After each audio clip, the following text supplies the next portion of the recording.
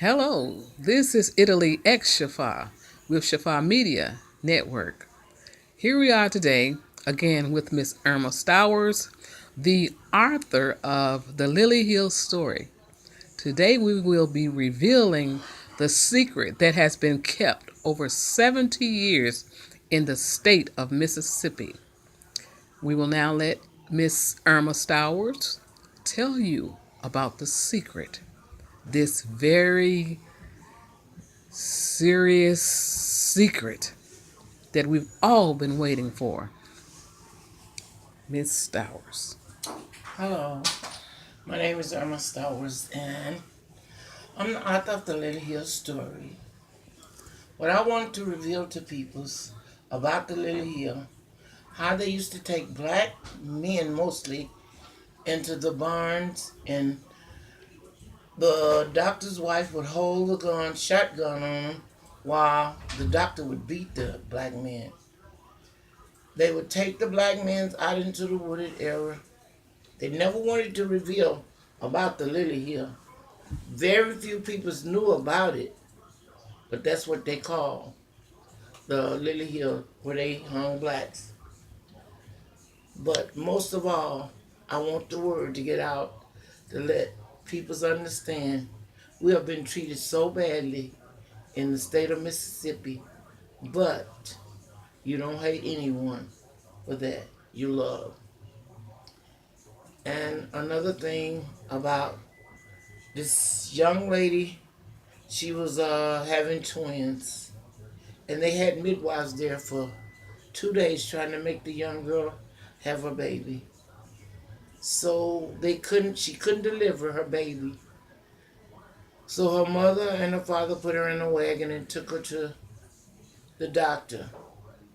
And I'm not saying, that's why I'm saying it's some real good white people.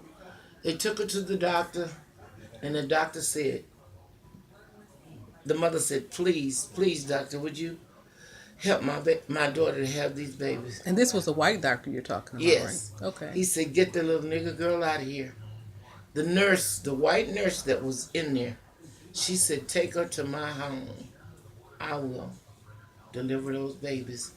But they waited a little too late. The lady took the girl to her house. She took the little black girl to her home. Yes, and she delivered the babies, but they were dead. Oh, wow. It was too late. That's just half of how they were treated in the state of Mississippi. But to reveal the Lilly Hill, that's what I want to tell about. It's just so sad that my mother and father, they died knowing that my father had been beaten at the Lilly Hill. Several people had been beaten for no reason. If you just look at a person wrong sometimes, you would get beat. Most of the men was taken down because they was accused of rape when they never done anything to that nature. So if you've watched this over a period of 70 some years that you lived in the state of Mississippi, when you grew up, you left the state of Mississippi and you went back. Now in the new era that we're living in, compared to where you came from and during the time that you were in Mississippi, has the Lilly Hill changed, or do you have any more new information that these acts are still being carried out? Well, in Mississippi, they didn't really care about blacks. I was a young girl at 13 years old, and I had got raped, and I became pregnant. And my mother and father got a lady that give you abortions with a clothes hanger. I wasn't no older than 13. And all the pain that I went through to have this abortion, I was raped, but no police or nobody was concerned about a black person. They didn't care about us getting raped down there. So I went to the hospital in Meridian, and that's where they.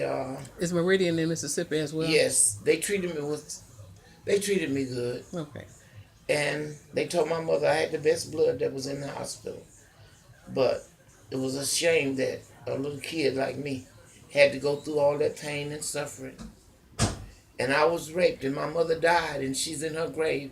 And I tried to tell her that I didn't want it. She keeps saying that I wanted that. But God knows. This boy got away with a lot of rapes. He was black. Mm-hmm. And then another thing, my friend. So you all had a lot of injustices there in the state of Mississippi. Yes, Not only yes, just with the white, even some of the crimes that were committed by blacks weren't being yes. But they didn't. handled by the the police Yes. there.